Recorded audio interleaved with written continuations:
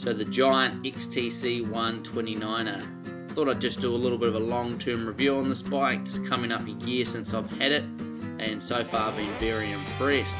I've clocked up just over 4,000 Ks on the mountain bike and done a couple of races on it. The first one was a big brevet that was around about 1,200 kilometers, and then a 12-hour race, a 6-hour, and also just a sort of ultra marathon race as well. So got a really good feel for the bike, and so far this year it's been really impressive.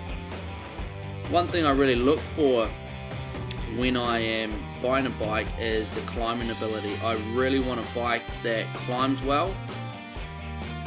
So a lightweight bike is really important, something that you can really feel that transfer of power. And the XTC seems to climb like a road bike. You can feel the bike surge up the hill as you put the power down. The lightweightness is really important, but it has to be robust as well. You hear of some bike frames cracking, the rear triangle getting stress fractures in them, whatever it is, and some athletes returning the bike to the manufacturer, 2 or 3 times, same frame within the season. The thing I found with Giant is that they're lightweight, but they're very robust bikes.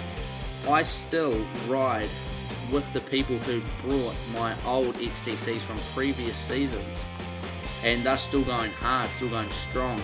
So it's really good to see a bike that is lightweight, stiff, but also very durable.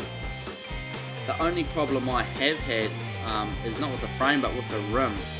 During the contact epic, about an hour into the race, I came screaming into a ford, really big rocks in there, and probably hit one of the biggest rocks that there was, straight on back wheel, and the rim, as you can see, sort of buckled a little bit.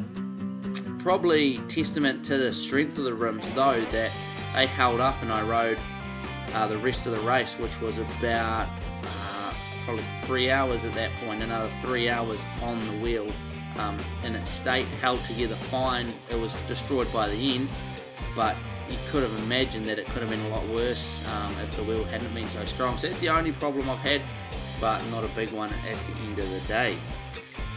So along with climbing ability, it's got to be a good descender as well, and the XTC descends really well. Being a sort of ultra marathon racer, being able to roll really well on those big open gravel fire roads is critically important for me. But as well as that, it needs to be really good in those tight technical sections. There's no point having a bike that you can only ride on big open roads, and the XTC is really good once you get it wound up, you roll really fast. But once you get into that tight technical cross-country type single track racing, it is awesome as well. Handles the tight turns, no problems, and the tight stuff doesn't seem to be any issue with it whatsoever. So all in all, XTC is such a good bike. Unfortunately, I have to buy my bikes, so it's really important for me that I get good value for money with the bike that I buy. And Giant, you get so much value for your money. They just build incredibly good bikes, good specs, but for a reasonable price. So there you have it, the Giant XTC 2014 long-term review.